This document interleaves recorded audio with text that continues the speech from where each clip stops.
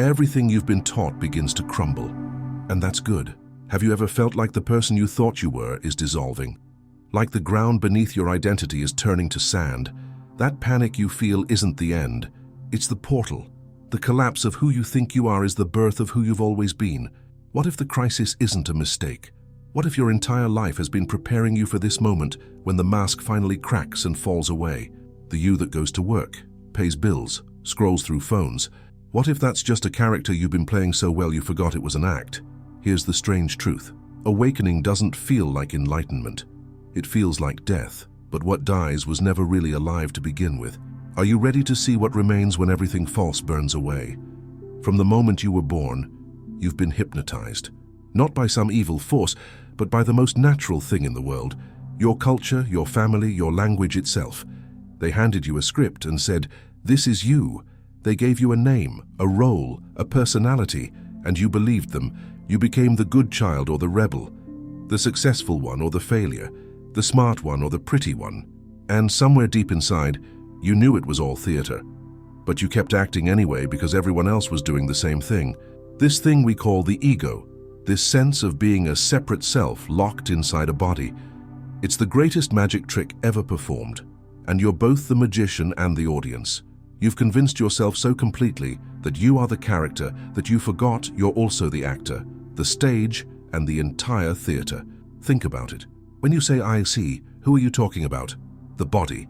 But your body is just atoms borrowed from the universe, constantly changing. The mind. But thoughts come and go like clouds in the sky.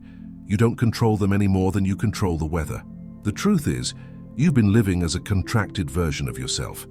You've taken the infinite vastness of existence and squeezed it into this tiny story called me. And now that story is starting to fall apart. Not because something's wrong with you, but because the truth can only be compressed for so long.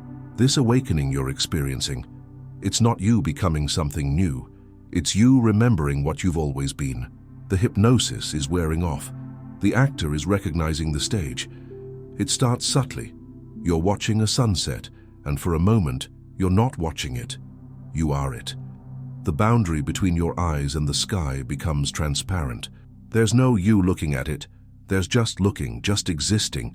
Or you're listening to music and suddenly there's no listener and no sound. The separation vanishes. You don't hear the music. You become the music. The notes move through what you thought was you and reveal that you was always just an opening in space where experience happens. This is terrifying at first. The ego panics. Wait, if I'm not separate, then what am I? It scrambles to rebuild the walls, to reassert the boundaries, to prove that you are here and the world is out there. But once you've seen through the illusion, you can't fully unsee it. You start noticing that every sensation, every emotion, every thought arises in the same space. They all appear in this vast awareness that has no edges, no center, no location. Pain and pleasure, thought and silence, self and other. They're all waves in the same ocean. The fear that comes with this realization is the fear of death, because in a way, someone is dying. The separate self is dissolving. But what's actually happening is that you're waking up from a dream of separation into the reality of unity. You begin to experience yourself as the universe looking at itself through temporary eyes.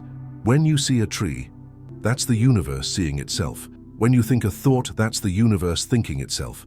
There's no separate you having these experiences. There's just experience happening. This is what mystics have tried to describe for thousands of years.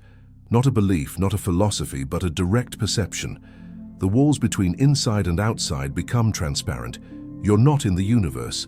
You are the universe, temporarily pretending to be a person. And here's the paradox, you're still you. You still have a name, a body, a personality, but now you know it's a dance, a play, a cosmic game. You're both the character and the consciousness experiencing the character. Then comes the void. Not emptiness as absence, but emptiness as infinite potential. The space between thoughts grows wider. The silence beneath all noise becomes louder. And in that silence, the ego freaks out. Because the ego is addicted to content, to stimulation, to problems to solve. It needs drama, needs meaning, needs something to do. The idea of just being, without purpose or goal, feels like death to the ego. so it rushes to fill the void with anything: anxiety, fantasies, tasks, distractions. But if you can stay with the emptiness, something miraculous happens. You discover that the void isn't empty at all. It's full. It's the source. It's where everything comes from and returns to. It's the canvas on which all of life is painted. The void is the space in which your next thought will arise, the gap between breaths, the silence between words. Most people run from it their entire lives, filling every moment with noise because they're terrified of what they might find in the quiet. What they would find is themselves. Not the self they've been pretending to be, but their true nature. The awareness that watches thoughts without being thoughts. The consciousness that experiences feelings without being feelings. The presence that remains when everything else falls away. This is where real peace lives. Not in having no problems, but in discovering the space in which problems arise and dissolve. Not in controlling your mind, but in recognizing that you are not your mind. You are what watches the mind. The ego hates this. It wants to be important, to matter, to be in control. The void shows you that the ego is just another wave in the ocean, appearing and disappearing, essential for navigating the world, but not who you really are. Sitting in the void requires courage. It requires you to stop running, stop seeking, stop trying to become something better. It asks you to be present with what is, exactly as it is, without judgment or resistance. In that presence, everything transforms. When the illusion of separation cracks, something unexpected emerges. Love. Not romantic love or emotional love, but a kind of cosmic affection for everything. Because when you realize that all things are you, how can you not care for them? This isn't about being a good person or following moral rules. It's a natural consequence of seeing through the game. When you hurt another, you recognize you're hurting yourself. When you help another, you're helping yourself, not metaphorically, literally. Because the boundaries were always imaginary. You start seeing yourself in everyone's eyes.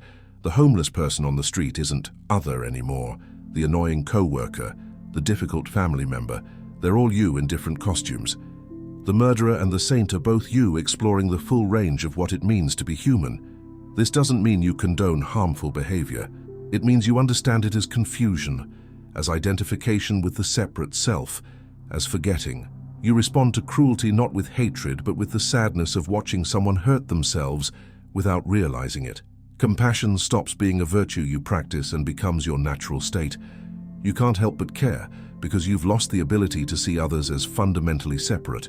Their joy is your joy. Their suffering is your suffering. Not because you're empathetic, but because the walls have come down. This kind of love is impersonal and yet intimate. It has no object because it has no subject. It's just love loving itself through all these temporary forms. The universe caring for itself through your hands, your words, your actions. The beautiful part, you don't have to force it. It emerges on its own when the false self loosens its grip. Like water flowing downhill, love flows naturally when there's no separate self blocking the way. You become a channel for something much larger than the small story of me. This is why awakened beings often seem so relaxed, so playful. They've discovered that taking care of the world is just the universe taking care of itself.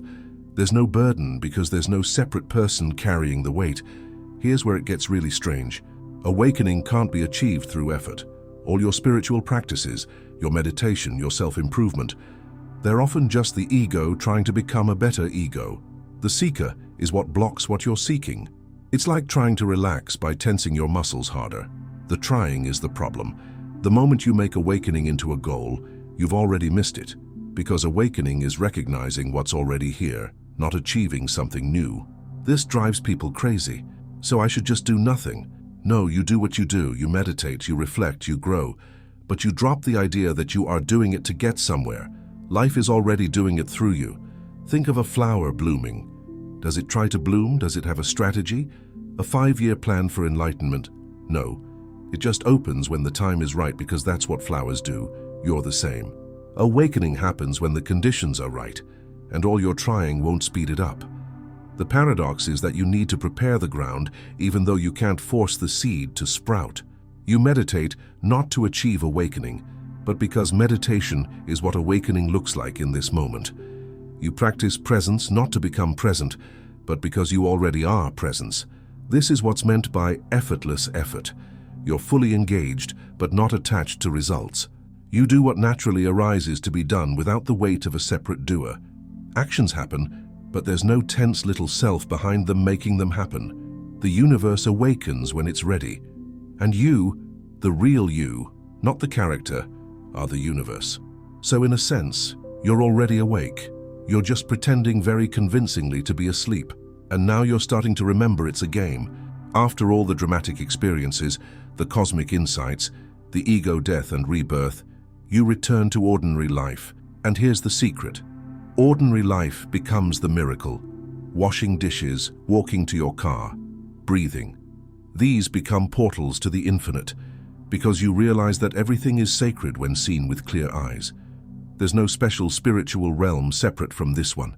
This moment, exactly as it is it? The divine isn't hiding somewhere else. It's here, pretending to be you, pretending to be a coffee cup, pretending to be Monday morning. Your breath is a miracle. Your heartbeat is a sacred rhythm. The fact that the universe organized itself into a form that can experience itself, that you exist at all, is so profoundly improbable and beautiful that if you really saw it, you'd fall to your knees in gratitude. But most people sleepwalk through life, waiting for the special moment, the big experience, the proof that they matter. Meanwhile, every moment is that moment. Every experience is that experience. The proof is the fact that experience is happening at all. Awakening doesn't take you away from your life. It brings you deeper into it. The grocery store becomes a temple. Your annoying neighbor becomes your teacher. Traffic jams become meditation retreats, not because you're reframing them, but because you see what they've always been. Before enlightenment, you chop wood and carry water. After enlightenment, you chop wood and carry water. The actions are the same, but now there's no one separate doing them, no one wishing they were somewhere else. There's just chopping, just carrying, just this. Don't be surprised when awakening disrupts everything. Your relationships, your career, your desires, they all reorganize around your new understanding. What mattered before may not matter now. Who you thought you were may not fit the person you're becoming. This is the hardest part for most people. The old life doesn't fit anymore, but the new one hasn't fully formed. You're in the liminal space, the in-between, the cocoon, and it's uncomfortable. Sometimes it's terrifying. Friends may fall away, not because you've rejected them, but because you're vibrating at a different frequency now. The conversations that used to engage you feel hollow. The pursuits that used to excite you feel empty. You're not being difficult. You're just seeing clearly. Your career might lose its appeal. The ambitions that drove you for years suddenly seem absurd. You think, why am I spending my life doing this? Not from depression, but from clarity. The game you are playing no longer interests you because you've seen through it. Relationships get especially complicated. If you are using relationships to complete yourself, to fill the void, to prove your worth, well, you don't need that anymore. Some relationships deepen and transform. Others end not from conflict but from completion. This is the death of the caterpillar. It must completely dissolve before the butterfly can form. And while you're in the goo stage, it feels like everything is falling apart. But falling apart and coming together look the same from the inside. Trust the process. The universe that brought you to awakening knows how to reorganize your life around it. Your job is not to control the transformation, but to allow it, to say yes to what's dying and yes to what's being born. What emerges on the other side is a life aligned with your true nature. Not perfect, not problem-free, but authentic.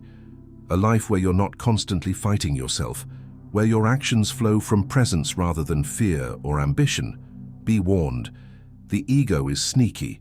Just when you think you've transcended it, it puts on spiritual clothing and says, "Look how awakened I am." This might be the most dangerous phase of the journey. The spiritual ego loves to collect experiences, insights, practices. It compares itself to others. I'm more conscious than them. I meditate longer. I understand deeper truths. It's the same old game with new pieces. You might catch yourself thinking, "I've awakened and they haven't." Congratulations. Your ego just found a new identity to cling to. Now, instead of being the successful person or the smart person, you're the enlightened person. Same trap, different costume. The real awakening has no one to be proud of it. When you truly see through the self, there's no self left to claim the victory. The moment you think I'm awakened, you can be sure the ego is back in charge. This is why truly awake people often seem ordinary. They don't glow. They don't speak in mystical whispers. They laugh, they struggle, they're perfectly human. The difference is they're not taking themselves too seriously. They're in on the cosmic joke. The joke is this: you spent years seeking enlightenment, and when you found it, you discovered there was no one to be enlightened. The seeker was the only obstacle. The person trying to wake up was the dream you needed to wake up from. So if you find yourself judging others for being unconscious, if you feel superior in your spirituality, if you're attached to your awakening, laugh. The universe is playing another trick on you. The ego has hijacked the journey again. The antidote is humor and humility. When you can laugh at your own seriousness, when you can recognize the absurdity of a wave trying to become the ocean, you're getting somewhere. Or rather, you're getting nowhere, which is exactly where you need to be. In the end, awakening is funny. Not funny, haha, like a joke, but funny in the sense of absurd, playful, paradoxical.